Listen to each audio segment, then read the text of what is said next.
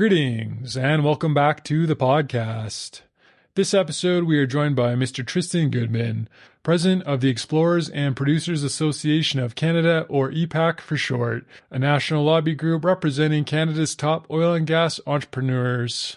EPAC represents over 140 member companies who spend billions of dollars annually across Canada, directly employing more than 50,000 people in every province and territory.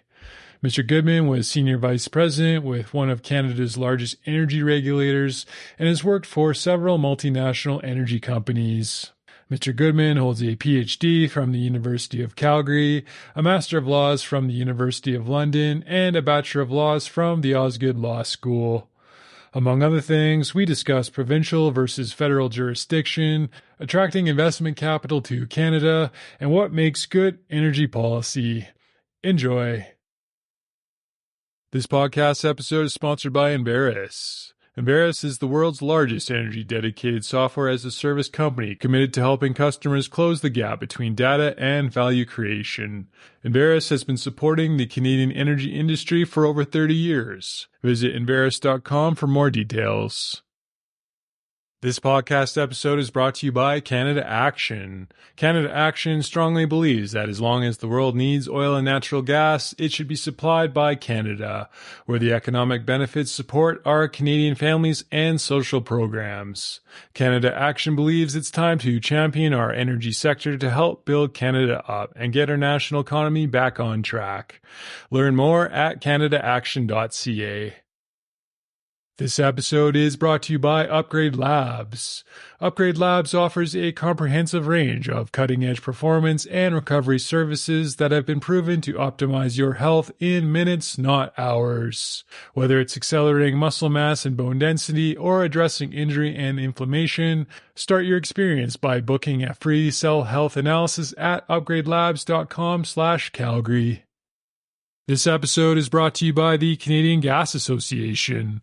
The Canadian Gas Association represents Canada's natural gas delivery industry, whose members include distribution companies, transmission companies, equipment manufacturers, and other service providers. The Canadian Gas Association members deliver safe, reliable, and affordable natural gas to meet 38% of Canada's energy needs. Visit cga.ca to learn more about Canada's natural gas.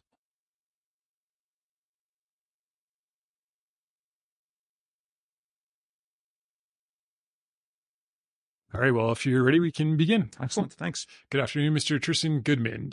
Thank you very much for doing this. I appreciate your time. Thanks very much. Really appreciate being here. For the listener, you're the President and CEO of the Explorers and Producers Association of Canada. That's correct, yes. But what is EPAC for short? EPAC represents a large diversity from some of the largest energy companies in Canada down to some of the smallest. A lot of the country's oil and natural gas production will be flowing through these mostly Canadian-based companies. So lots of contribution to the economy, lots of trying to really develop out the country's preeminent resources. To go back in time a little bit, how did you get into the energy sector and why? So my first job was in the energy sector. I started actually in larger companies, Shell and ConocoPhillips, groups like that. And then I did some consulting around the world in different organizations. And then from there, following a bunch of different education, I ended up working actually in government regulating the business. And I spent quite a lot of time at what was called at the time the EUB, or the Energy and Utilities Board, and then the Energy Resources Conservation Board. And it's now, most people know it actually across Canada as the Alberta Energy Regulators. So that's sort of my background. And then I left there and joined this. I'm a pretty, I have a strong sort of position on that we should be developing oil and gas despite going through periods of change on energy use. I still think there's a tremendous amount it can contribute, not just to the people, the companies, and the workers, but also broadly to Canada. And that's really where my interest lies, seeing this phenomenal resource developed for everybody. If I'm correct, you're a lawyer by training. I've got a law degree from Britain, and I did a master's in law as well here. And then I also did a doctorate in natural resource management. So I'm kind of scientist, economist. I have a bunch of law. I'm a whole bunch of jack of all trades, and certainly I'm afraid to say master of none. Did you grow up in Calgary? I grew up in Calgary, and I've lived outside of Calgary as well in different places around the world. Yeah. Why do the Canadian citizens need EPAC? The reality is, first and foremost, the macro level, anyone advocating for anything has to have an ability to do that. It's part of a functioning democracy. Whether you're advocating for oil and gas development, such as myself, and I'm very open about that, very proud to do that, actually. I think it's a tremendous resource, or whether you're opposed to developing these resources for various reasons. The fact is, you have to have active people participating in that process, and that's healthy. That's what you want. It should be transparent. It should be upfront. It has to be honest. And unfortunately, in a modern context, honest is often in the eye of the beholder. It becomes a bit subjective rather than objective. But the reality is it plays an essential part within any democracy globally. So there have been some concerns recently with, trying to stifle voices in various places around the world. It's very concerning. It's not healthy for our country. It's not healthy for democracy broadly. So you have to be careful on those things. Related specifically to energy and the role of EPAC, our role really is to try to work with governments broadly, the public, Indigenous communities, and try to find alignment. Everybody wants or needs different things out of the development of these energy resources. And we're often focused on where we disagree. But actually, I find in a lot of these cases, including people that are often objecting to some developments, sometimes it's Indigenous communities, if you slow down for a minute and actually listen to what they're saying, there's some valid concerns there, and they can be mitigated, corrected, fixed, while also benefiting. And I think we've failed a bit as a country to do that, and it's hurting all Canadians. One of the things that builds a good country, a healthy, prosperous place, is a strong economic base. You can look in anywhere around the world, any strong academic literature will tell you that. Common sense tells you that. And that is something we've kind of lost, I think, as a nation and need to get back to. For the listener who isn't involved in the energy sector, what would be an example of a day-to-day activity that you do to help advocate for the Canadian energy industry? So I would often work with Indigenous communities or with environmental groups as well as governments. And I would try to determine where they're trying to go, where there are opportunities for investors to come into Canada, or if they're already in Canada, put their financial horsepower and put money towards developing resources. So often it comes down to looking at laws, regulation, process. It's sort of trying to position how can you meet the expectation of elected officials and other constituents while also allowing the resource to be developed. The hardest part, by the way, is, and this is what most people don't understand, whether you're implementing clean technology or high levels of innovation, which does occur, artificial intelligence and things, into the energy space, everything comes back to, at some point, an investor deciding to put their money into this country over another country. This is a competitive game. The United States is by nature, whether you're Democrat or Republican, they are naturally good at this. And it's becoming more important. You have to draw capital into a country with such a small population.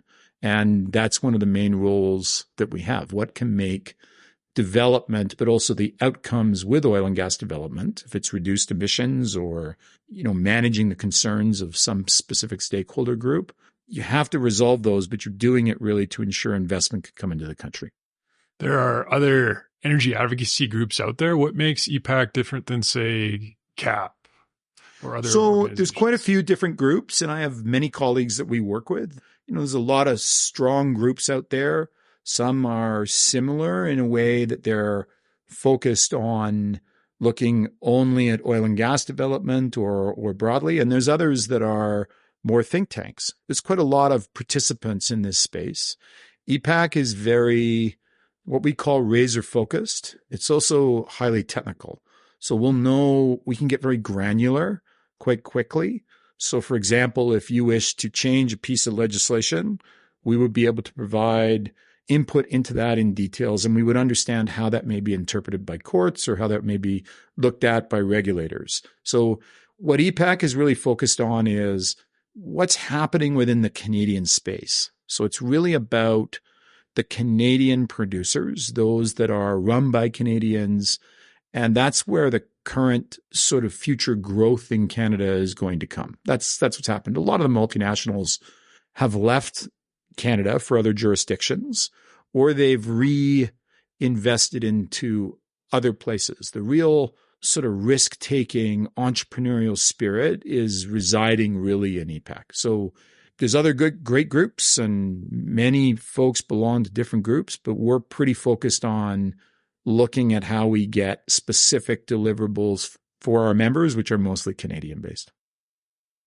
How does the oil and gas sector contribute to the Canadian economy, particularly in terms of jobs and regional developments? Yeah, so there's no question the contribution of oil and gas is massive by any standard. And you can get into specific numbers, but they tend to just be a little bit meaningless. Like if you have people really aren't going to get a good sense of the federal budget is, let's say, $400 billion a year. It doesn't really mean much to a person, but percentages can. That's one way you can look at this. What you can say is that Canada financially is much better off developing these resources and doing so under the regulatory regimes that are here. We have very strong regimes in comparison to some of the more developing countries. And, the reality is there is still demand for these products, and that will be continuing for many years to come. You can debate over what those years are, but really it's pretty long term. And, even when you see shifts, nothing wrong. Some of our companies are investing in renewables and in other pieces, but the Canadian economy really is to some degree reliant on the development of hydrocarbons. And yes, you need to continue to focus on emissions reduction in that development. A lot of positive work has been done. More can be done, but you need to really work on that through a data standpoint. It's not about, though it shouldn't be about, if we're going to develop these resources. The market is driving this. Money is not going into the development of these resources because they're not needed. Consumers are driving this behavior. So the fact is, it doesn't just produce jobs in one location. There are many different jobs that are being sort of from coast to coast undertaken, all the way from Newfoundland right through Eastern and Canada and the Maritimes, and products coming from there all across the entire country. So it's really about how do you make sure that that wealth that is generated from these really pretty top flight companies, really true entrepreneurial companies, which is what you want in a country. You want entrepreneurs. They drive really the development of all these businesses. How do you make sure that that wealth continues to go across the country? So revenues into government, tax bases for municipals, jobs generally. And these are fairly high-tech, STEM-based jobs that they're paid reasonably well. And they're the type of job that you want. They also have an environmental solving problem. A lot of young people want to contribute to that. It's a good place to contribute. If you want to do real work, that's where it's done. From a data perspective, how do you measure success of EPAC? How do you know what you're doing is working or not working? So it's actually pretty obvious. We will look to, it's usually done, by the way, when it's more collaborative, you're going to get a better result. And collaboration does not mean you're agreeing with everybody. So it does not mean that you only work with individuals that, are thinking the same as you. That's actually part of the problem. But success really comes from being able to continue to see investment come into Canada. We have very good resources here. That's something we can't change. But we can change is how resources are developed. So let's take a specific example. Right now, Canada is going through problems being able to build major infrastructure. It is a dramatic, no other way to say it, horrific problem. It is way too expensive. It is far too costly. It is far too bureaucratic, and it is not certain or clear for anybody, not just investors or oil and gas companies, but for everyone. Nations are not happy. Communities are not happy. people that have strong views on climate are not happy. So something is not working here. An example of having that changed, that would be an example of success. We need to find a better way to do this. Yes, certainly for the companies in EPAC, a lot of revenue and jobs and everything else, but also for the companies, how they're sort of participating in that process, and stakeholders, community groups, indigenous nations that, have concerns with the way these are developed. What doesn't help, though, is processes that should probably take a year or 2 years take 3, 4, 7, or 8 years. And even at the end, the major investor considering spending billions of dollars in our country pulls out. That's not healthy. That's negative for everybody. It's negative for governments who rely on revenues to support important aspects of really Canadian values, whether it's healthcare or education or other things. So revenue is important for government, period. Full stop. The political winds, I guess you could say federally, have been more or less against traditional energy the last 12, 10 years. I think that's fair. Yeah. So how do you work in an environment like that when ultimately at the end of the day, it's really hard to get things done? How do you work in an environment like that? Once democracy has moved forward and it's made a decision, governments, regardless of political stripe, have got to implement policy, and they need people that are technically competent and understand the details of that policy. And EPAC is certainly one of those places they can and do come to because we can provide options. So at that point in time, we're really trying to work with other stakeholders, other people, again, whether we agree with them or not, to try to find a way to put the most logical processes, laws, aspects in place from that government to ensure their needs are being met. They have a right to put in place policies that meet that democratically elected mandate. And we want to make sure that's done in the most efficient and effective way. We do not want to add a bunch of cost. We do not want to add a bunch of bureaucracy. It's no longer really about that outcome. They have to live with that policy outcome for good or worse. That's their job. So we have a different job. So we will move to, okay, you've made a decision to implement, for example, a price on carbon. All right, how are you going to go do that? So we move from the what to the how, and it gets quite detailed and quite technical. And by the way, all other sort of advocacy type people will be doing the same. So you could take a very detailed topic like methane, which, you have to be a little careful here. Not only do you have a climate issue with methane that's much more significant than CO2, you also have something that is actually, most people don't understand this, a resource that's often owned by the Crown. You probably don't want this wasted.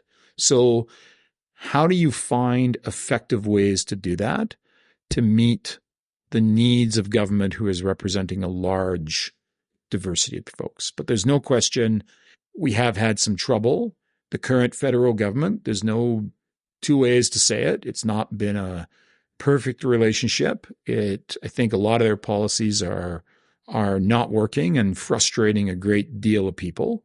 And the other question is, we should be asking this question, how do these policies fit within the broader concerns that the international community is trying to resolve? How does this fit with what other large industrial emitters like China and India and others are doing? And that's a problem. So, what are they doing as we are seeing increased costs and in some cases, in some areas, decreased investment? And that's hard to sort of manage.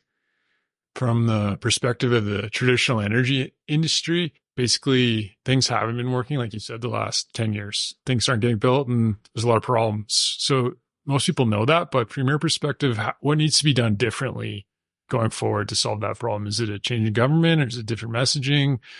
Knowing what we know now, what needs to be done differently? It's certainly a change in policies. The reality is, whether it's changing government, that's not my focus, but a change in policy is definitely the case. Some of these policies are simply not working. So let's take something specific. You could look at every large piece of infrastructure needs some degree of evaluation from an environmental perspective, being one of the factors. But, having spent close to 20 years regulating the energy business, you also need to balance how you go about that. So having some real timelines put on projects would be valuable. And a real timeline is not something that a minister can sort of get up and decide, well, the clock is going to stop. So you're stopping and starting this clock. You can't do that. You have to pick how much time should this reasonably take. Is this a year? Is this 2 years? Is this 18 months? Those are the sort of timeframes you probably should be thinking of. The other one is you have to balance your evaluation criteria. Not everything can only be about one item. So yes, environment is very important, but regulators, and let's say there's about probably 2,000 regulators in Canada. There's probably about, as an example, 250 regulators roughly in Alberta. Those are basically about accurate numbers.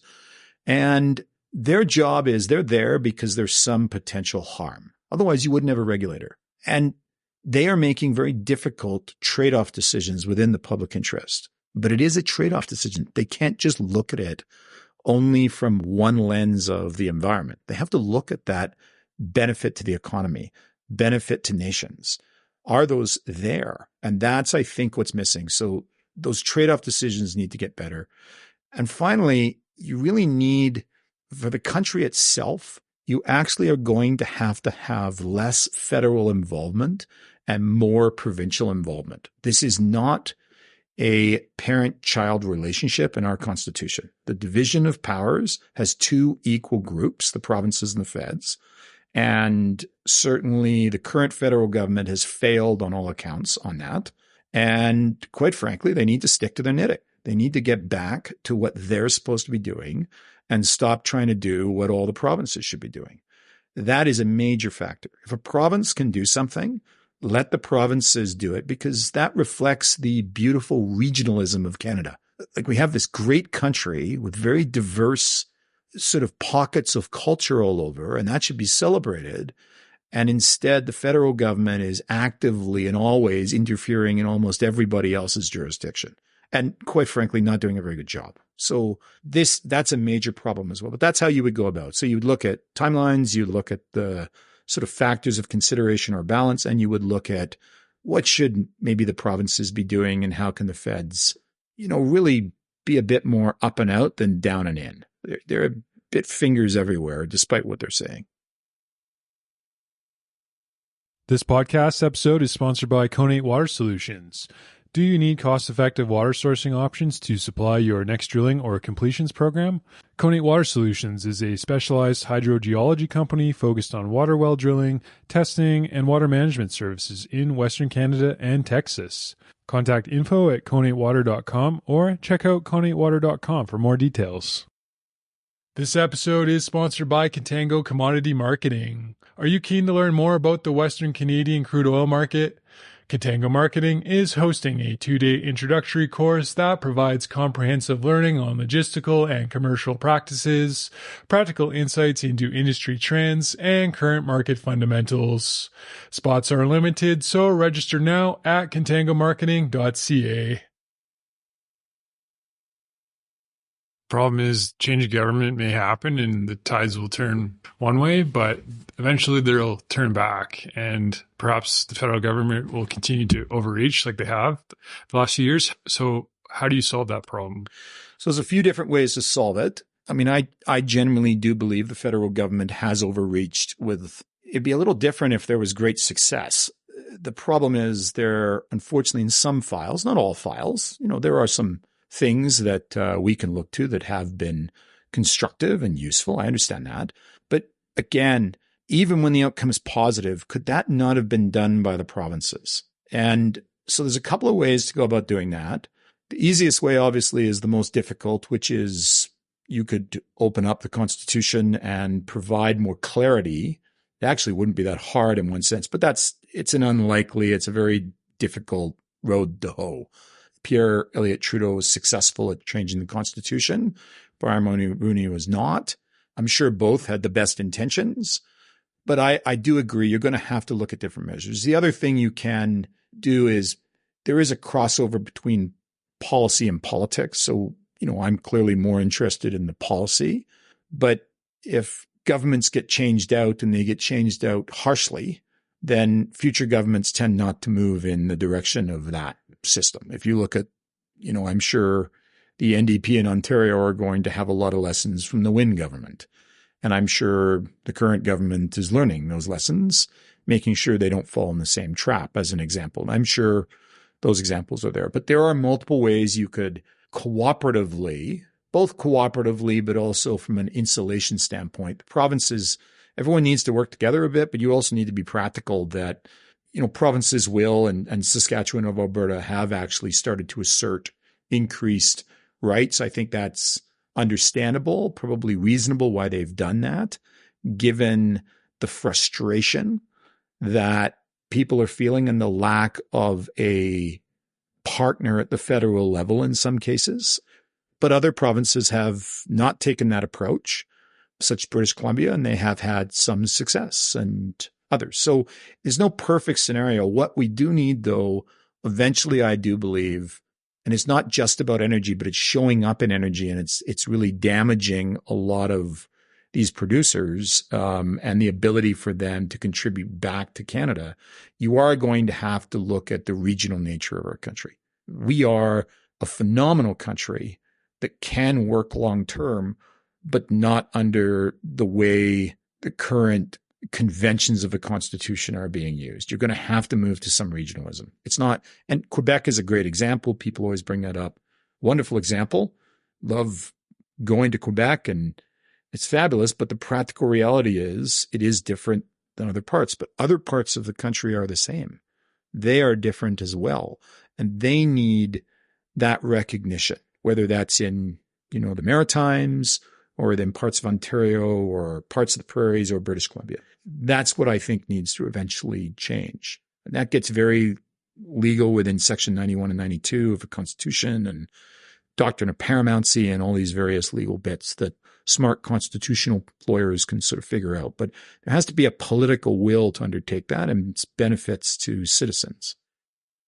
Good leadership starts at the top. How much do you think that process begins with the leader of Alberta having a backbone to stand up to the federal government that is overreaching? The fact of the matter is, Albertans have broadly, in the case of Alberta, made their decision. They are frustrated. They are upset. The last federal election and the seat count for various parties, I think, reflects that. And so I think it is important that any leader does stand up. And different people will do it different ways. This started to really, Rachel Notley, I think, started to recognize some of this. Premier Kenney moved really in that direction substantially. And Premier Smith has really sort of said clearly, look, we're getting fed up. People are just, Albertans, I think, not all, but most are feeling they are not being listened to. They are massive contributors, and there is no doubt there is frustration. So I do think it's important at this time. And I think there's been some good work, not just here, but also in Saskatchewan. I have to give credit actually to Premier Moe. He has taken a similar strong approach, and other premiers actually within other areas are starting to do the same. And it's not just about one political stripe or the other. They're just generally not seeing a partner at the federal level to complete basic things that a government should provide. Immigration may be wonderful, but my suggestion would be you might want to think about where you're going to put everybody coming from a family that was an immigrant. So it's just the fact of the matter that there seems to be some balls dropped here, and maybe the federal government needs to start doing some listening instead of some directing. With the increased focus on energy security, what role do you see Canadian oil and gas playing in the mix in the coming decade? Yeah, I think that's going to be a major factor, actually. That will dramatically increase. So I actually think you are going to see a bit of a renaissance within Canadian energy, specifically oil and gas production. There's several reasons for that. One of them is simply our geology. It just is the best in the world, whether you're in traditional oil, whether you're developing oil sands, whether you're looking at the tremendous, barking mad opportunity of natural gas. That just geology is going to drive it. So that's positive. Others don't have that, or they have burnt through a lot of what they had, particularly in the United States. And people will look into this nation The other reason, though, you're going to see that is we are living in an increased destabilized world. And no one's really figured out exactly what that's going to look like. There are representatives of that we can all look in daily papers and see. But there's clearly a more macro change going on. And security is going to be an ever-present piece, not just in the nation, in Canada, but I think our allies will almost start demanding it of our country. What is our contribution? And energy security clearly is going to be a major factor of that, particularly for the United States. They're probably the main driver, but Europe as well, from a LNG perspective, there's no question LNG can play a major role within energy security. What's the biggest hurdle you find in presenting your message to the government of Canada to advocate for the sector? I think ideology often gets in the way of things. I think you can probably see I'm not ideologically strong, really. I'm very interested in the outcome, the practical outcomes of developing good resources that really benefit a great number, or if not all, Canadians. And so I think that's one of the things that people often think, well, there's an angle. It's just always about more oil or more natural gas. No, it's really not. It's about trying to say we have these resources. We have a competitive advantage that is being demanded broadly around the world. And of course, we live in a much more modern environment. And I'm sure you can look at many things in history, including some of the development of oil and gas, that you would have done differently in hindsight. It's not about, for us, saying, no, we can't do that. No, we can't do this. No, we can do these things, but they have to fit within the frame of competitiveness. What's reasonable? What's sensible? It is not sensible to have a federal government step in to build a national piece of infrastructure when the private sector used to be able to do it. That actually, appreciate that it's being built. It's very positive for the country, but it's not positive that a government has to step in and do it. That you have we've kind of missed the boat understanding you have a fundamental breakdown of the regulatory environment that needs to be fixed. So I think for me, you're really looking at energy security is going to drive different behaviors going forward. The economy will drive different behaviors, and a practical focus on reducing emissions will drive behaviors. And then finally, and probably most importantly, some of the largest beneficiaries going forward, I think, if we do this correctly, can be the Indigenous nations.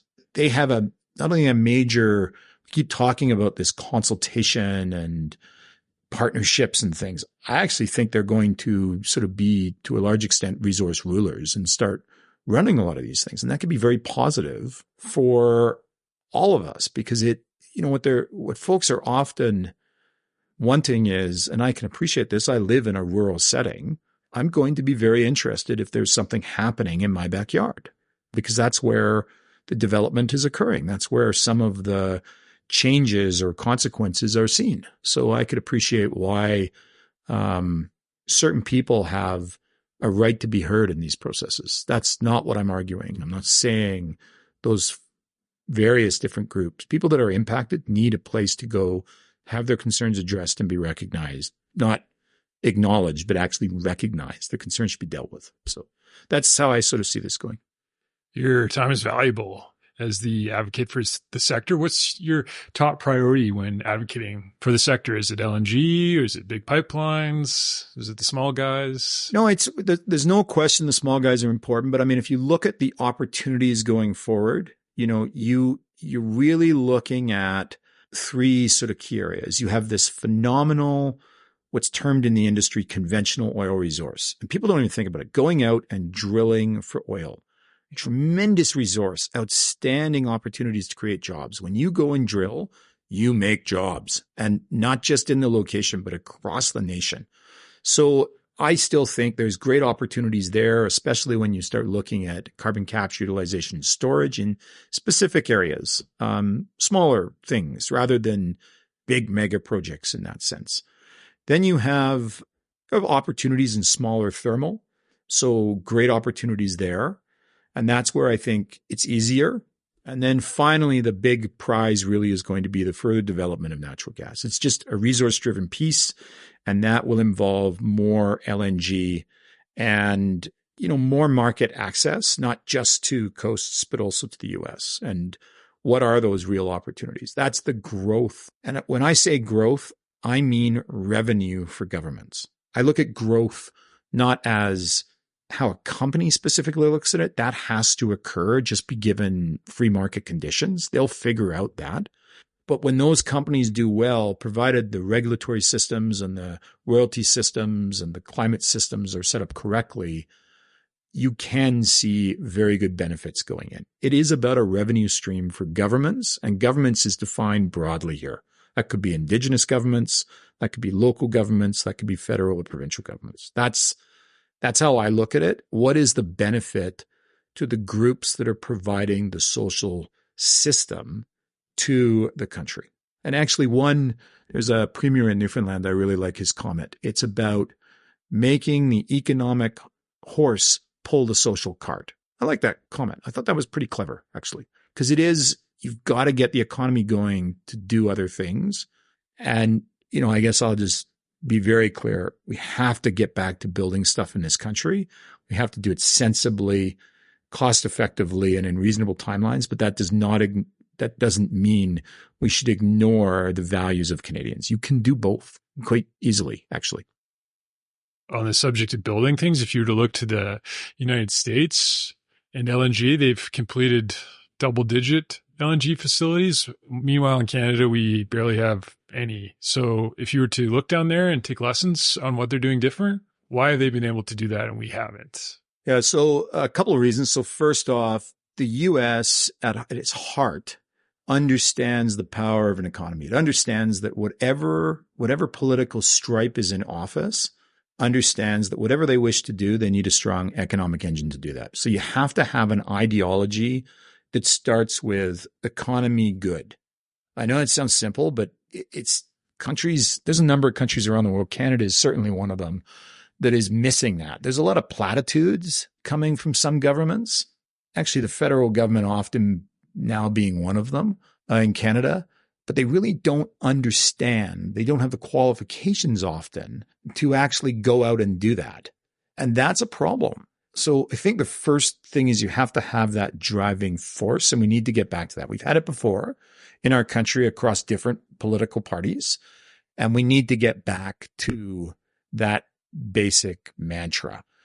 Doesn't mean you're losing the other mantras, but it means you have an ability to deal with those to have a strong economy. The other one is they have gone in and they really have looked, both Republicans and Democrats, at how they go about regulating. Their job is not to regulate an industry out of the country and just have it pick up its sticks and move to another country. It's not that, it's not going to get developed. People just go to another country, whatever that resource is. So that's the second thing. You're going to have to get fairly technical and redo a lot of these regulatory systems. And then finally, you need to start using, and the U.S. did a good job with this. Actually, it was President Biden with the U.S. Inflation Reduction Act. Incentives work well. They are not subsidies. They are incentives. They incent clean tech. They incent innovation. A subsidy is where you're giving someone money for no apparent reason. We like this. This doesn't make economic sense, but we're going to try to support this regardless if it makes economic sense. That's not what we're looking for. The oil and gas business doesn't need handouts. It can do it by itself. What it needs is a government that will sort of allow a clear path, set up clear rules and expectations, environmental and others, and then it will go and figure that out. But if you're going to continue to use sticks rather than carrots, what investors do is they just move to another jurisdiction. So, if you look at the implementation of clean tech, incentives do work well. So you either need to say, we're not going to deal with this issue, or we're going to incentivize. And the reason for that is this is not a closed economic system in the nation. It competes for every tiny dollar internationally. And so it has to fight through that to get it. And you have to remain competitive. And governments, I think, are starting to realize this as they is they encounter problems. And you can look to various provinces that are starting to realize, I want to do all these things, but I need revenue to do it. Yeah. And you need to remain competitive. So there's a balancing act here. It's tough.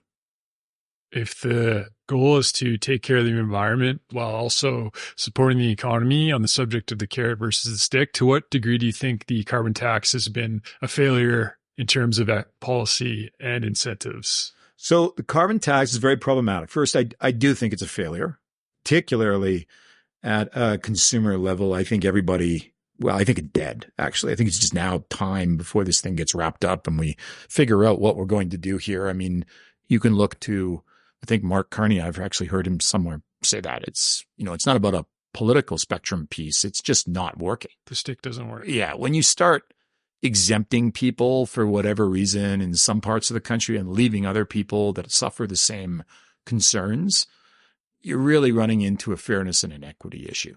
But more than that, no matter how you cut it, and there's been some good work by all sorts of diverse economists with different sort of takes on this. But at the heart of the level, it is very difficult from an industrial standpoint. If you're not in a closed economy, you are just adding a cost onto all these businesses. And it does have a broad impact because everything gets moved around, or almost everything, using hydrocarbons in the end. There will be, I'm sure, some very rare exceptions, but mostly it's going on a train, it's going on a truck, and all of that is having additional costs. So those costs eventually do get passed through despite government's efforts to sort of rebate in these things. Maybe some are doing better than not. But from an industrial standpoint, which produces the jobs and the wealth of the nation, it's pretty difficult. So the question is, what is the alternative? I understand the theory.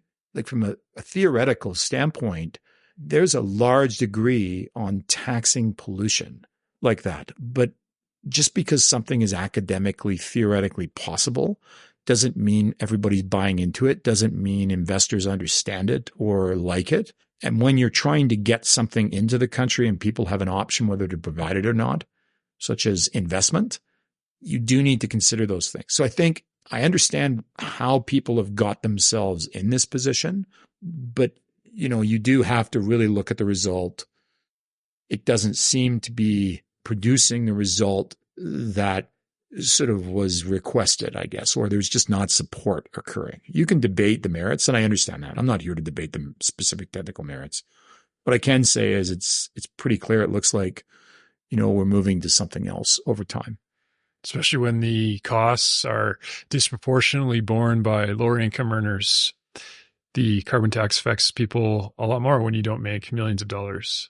Yeah, I mean, it's like anything, whether people like it or not, one of the ways you allocate in society is through a monetary approach. It's, I think, better than, say, I have a British background, and Britain was very based on a class system ages ago. I certainly don't like that sort of approach. So you have to have some equitable way of doing it. And, right now, obviously, those with significant amounts of money get to do more things. Those with less money, it's more difficult. I would go back to sort of, I don't think pure trickle-down economics works. I think there's problems with it.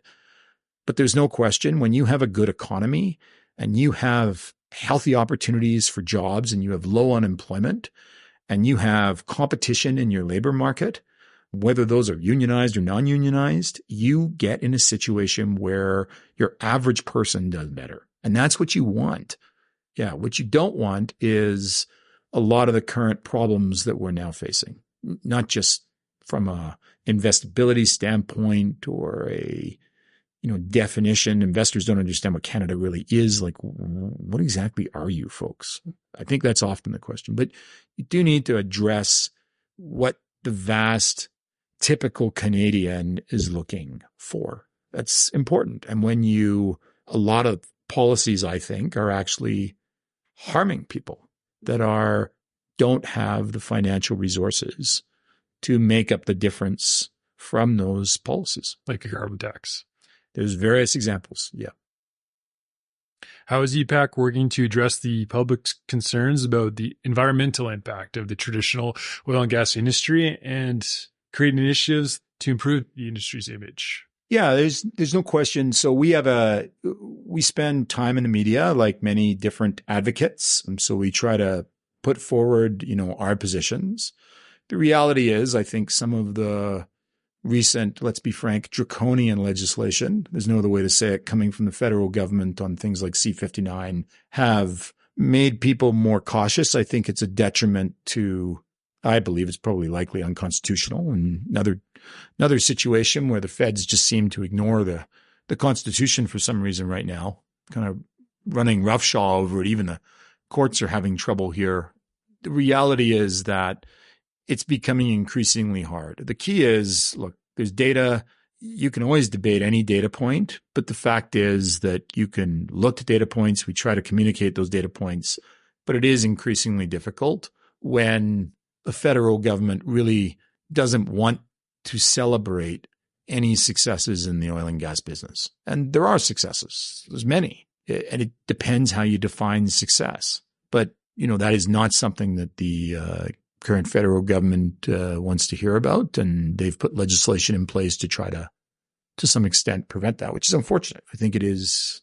I mean, my comments are very clear. I think that was a C-59 was a dark day for this country, a dark day for free speech and very negative generally. I think it's going to continue to be an issue.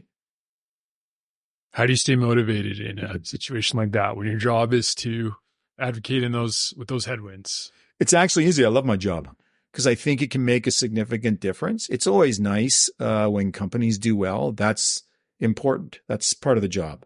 The real part, though, is if you understand how an economy works, if you can actually sort of see it in your head, moving around in numbers and figures, you can understand when the economy is good, many people in our country do well. And I want my fellow citizens doing well. It's that simple. I actually want to resolve some of these things. I don't like hearing about Canadians that are not able to get the services they deserve, the recognition they deserve. We should not have some of the problems we have in this country. It's disgusting, actually.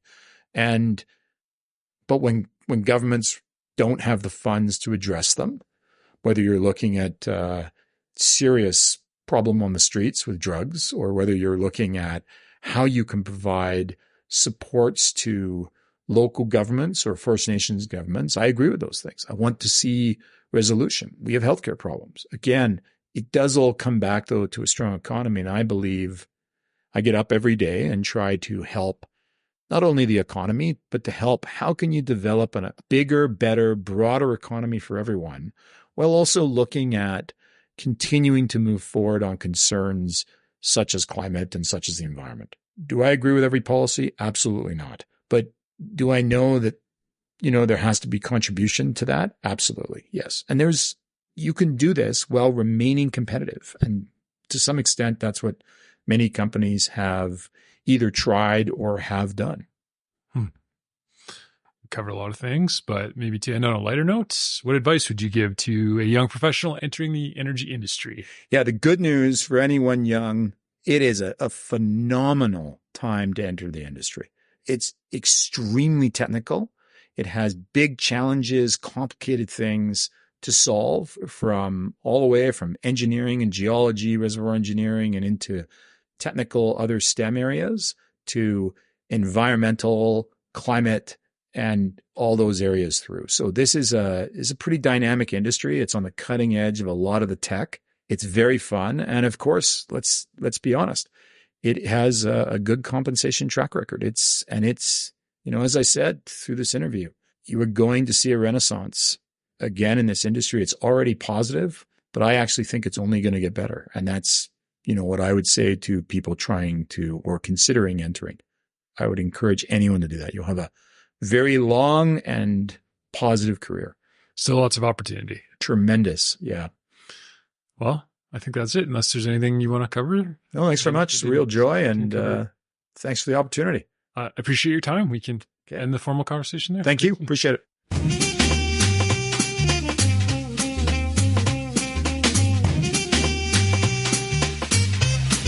Hello, listeners out there. Thanks for checking out the podcast.